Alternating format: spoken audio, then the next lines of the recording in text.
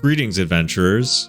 Have you guys ever felt like you waste time in a campaign with a DM that never really cared about what your characters wanted out of the game? Did that ever go on for 40 sessions?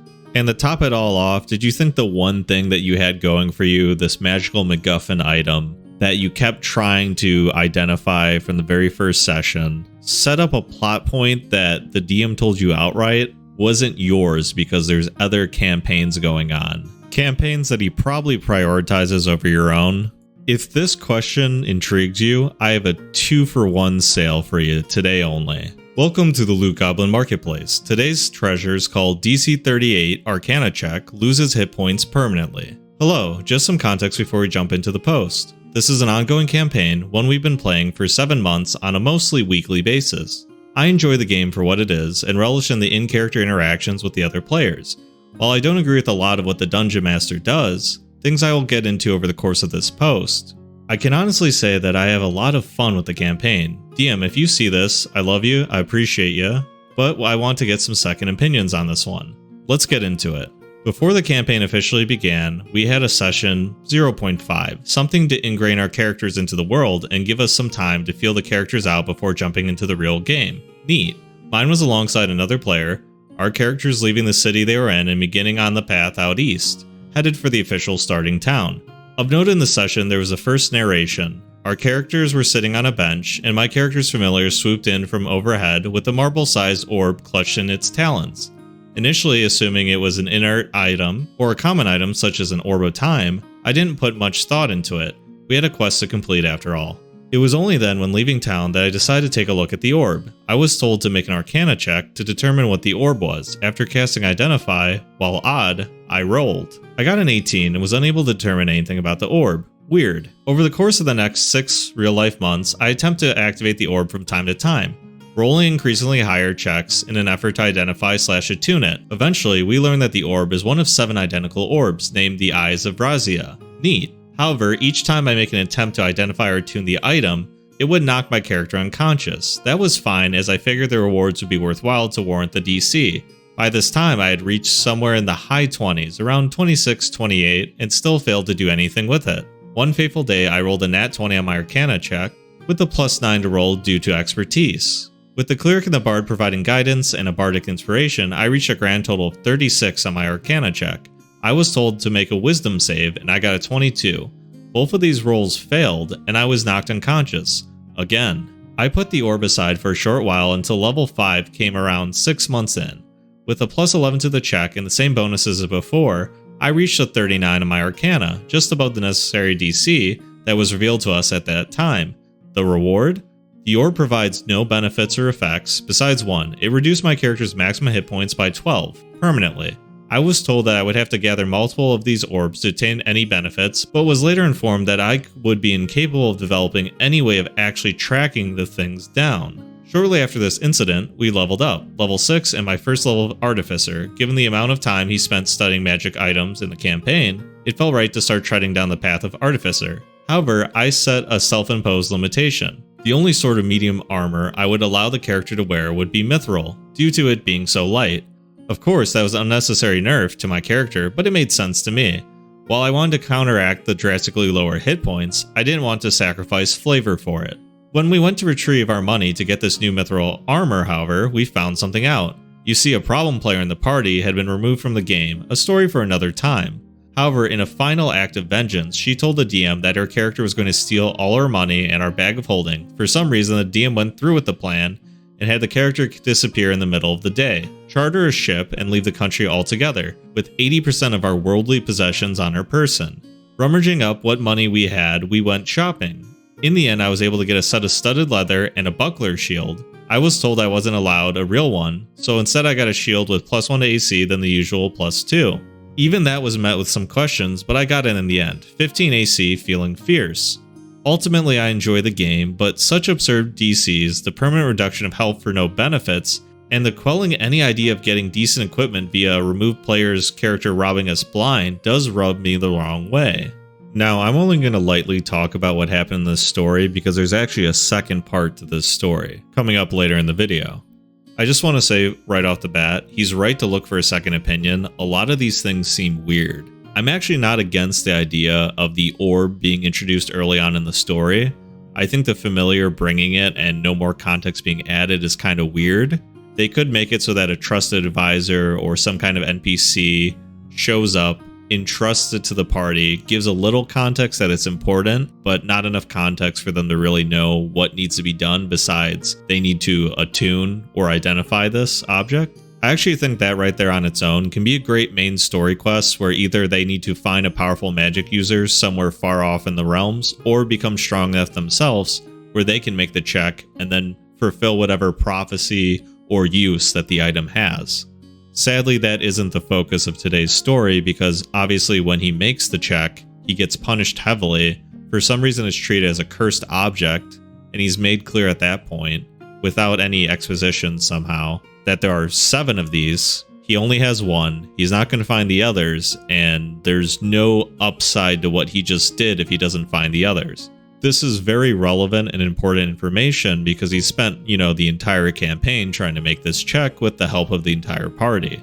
Our second treasure for today is by the same author called 40 Sessions In and We Were Never the Heroes. Let's begin the story. Hey folks, a little context before we begin. This is a story from the same campaign of this debacle, but this isn't necessary for reading.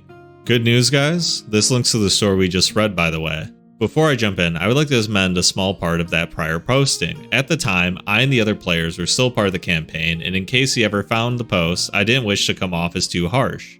However, since then, the campaign ended in a rather sudden fashion. So to amend, as players we didn't enjoy this game much, and the players from the DM's other games had expressed some similar issues to the ones we were facing. Right, his other games. He ran all of his games on one server, allowing the parties to interact outside of the game. This is info for later. Without further ado, let's jump in.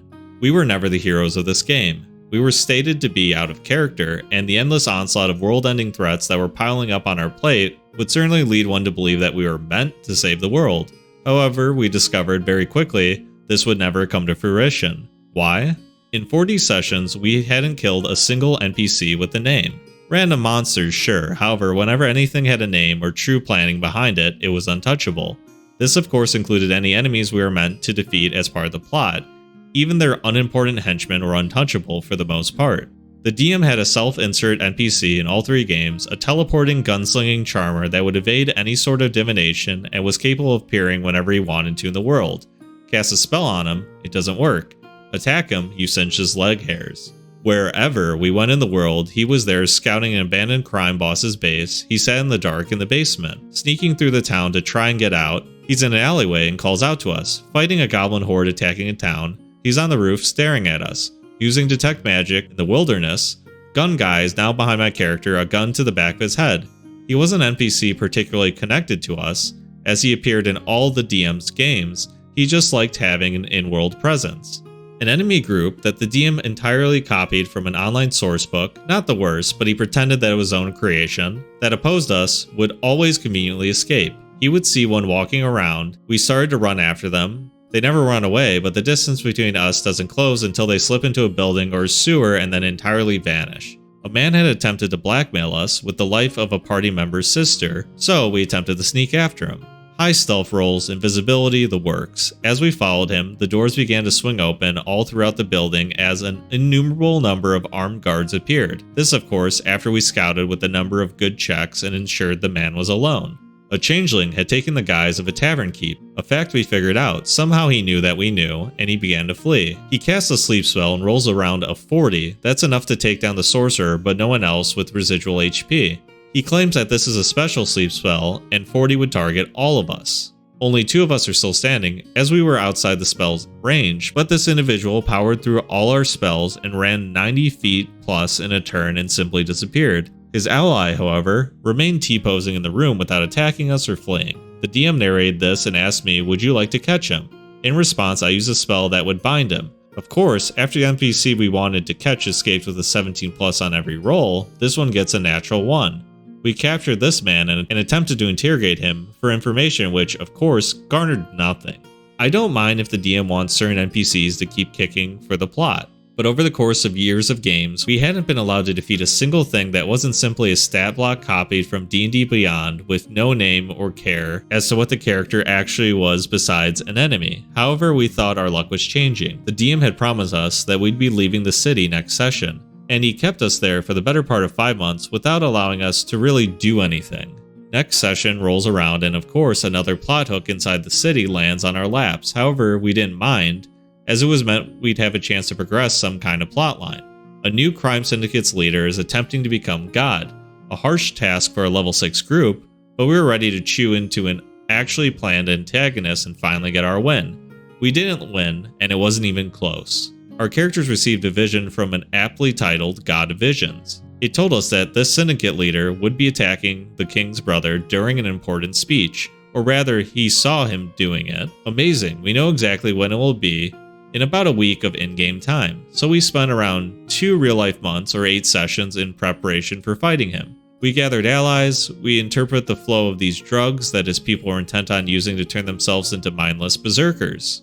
Then the day of the speech arrives, and the crime leader doesn't show up, neither do our allies in fact. Instead, a hastily made rogue appeared and attempted to attack the king's brother, and was very swiftly dealt with by the group alone. We tried to capture him alive for information, and he managed to off himself because he would never betray the syndicate. It was the last straw for us, as we had wasted months of prep time using information from a deity, and he changed at the last moment while claiming, "I never said he would be there," which the vision had shown, given all 6 of us had a note of it at the time. The 6 of us, players, privately have a discussion about things, and find that we are all having similar feelings on how things had been going. The named NPCs weren't the only problems. The DM refused to kill any of us if we failed our death saves. NPCs would come in and heal us at the last moment. Even if they weren't present in the scene, he would lie about our rolls quite frequently, a fact that came up when he would always refuse to show rolls after NPCs with supposedly low wisdom succeeded on the 6th save in a row, and enemies would constantly get 25+ initiative, despite not actually being dexterous. These rolls were of course never revealed either. He would change our characters' backstories on the fly. I was told that my character had attended a magic academy for a few years, which wasn't part of his story. Another character remembered details of their life from when they were a mere few months old that changed the entire direction of their backstory. Another player, in the end, changed their character out entirely after the DM had ruined the first beyond recognition. Other assorted issues came up as well, and we decided it would be best to speak with him, so I write up this message, and I received this response. So I don't want this to come out of nowhere. Blank and I had a chat post-session, and we got some issues we'd like to bring up, not with the new players, they're great, we love them. Some story issues we've been talking about for a few months that we'd figured it would be best to talk about now rather than continue to sit on it. We do really like the game and want it to go well, so everything's done under the lens of trying to solve the issues we're all having a good time. As a DM, I know how hard it is to be sidelined by the whole thing at once, so I just wanted to give the heads up before we compile our thoughts tomorrow. To be honest, I'd hold off on that. I'm 95% sure it won't be necessary. From here, the DM ghosts all of us for 3 days. At the time, 2 players including myself decided to bow out of the campaign. Before doing so, we write up farewells to the players in his other campaigns in our shared chat before exiting the servers. We had become friends with quite a few of them during our stay, playing games and a one-shot PvP battle royale organized by us players between the groups. Not 5 minutes later, he has banned everyone from our group from the server and deleted our farewell messages. While this was a disaster of a game, it allowed us folks to meet one another and become friends, so I'm glad that it happened even if the actual game fell through. The 6 of us players, including those that had only joined us a few sessions prior, decided to stay together and began playing a new campaign together. So obviously you can see how much this guy's tones changed from that previous story to this story. Sadly for the writer, I believe he was right when he said that they were never the heroes. Obviously there was either another party that this guy favored heavily, and this party was basically a filler to help flesh out the world and have like offhanded stories for these other characters and other players. Or the DM is using all these parties as filler to populate his world, and he sees himself as some kind of author or protagonist where his DMPC, probably someone like Gun Guy, is really the hero of the story.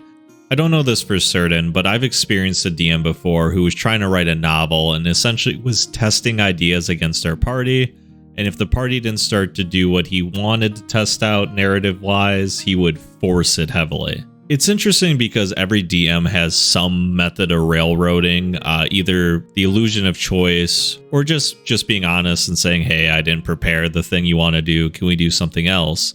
This guy used Gun Guy in a very bizarre way. He made him almost like a trickster antagonist guy that always showed up, but clearly that's not what he was in the story. I think when you're at the point where you're reaching out for second opinions on Reddit, reaching out to other people on the Discord, and compiling a list of grievances for the DM, the campaign's probably too far gone, and I'm glad the 6 of you moved on to greener pastures. Before I end this video, I just want to give a shout out to the growing Discord community we have. It has been great to see a lot of your story submissions. I plan on doing some RPG glory stories as well as just more of the Ask Reddit style submissions that you guys are putting on that Discord. Shout out to Something's Fishy for this piece of fan art that he shared on the Discord. I really like how it turned out, it looks adorable, and I finally got my bag of loot. I'm always inspired by your guys' stories, and I'm glad that my avatar is able to inspire artwork. Thanks for stopping by, and I hope to see you in the next video. Farewell for now.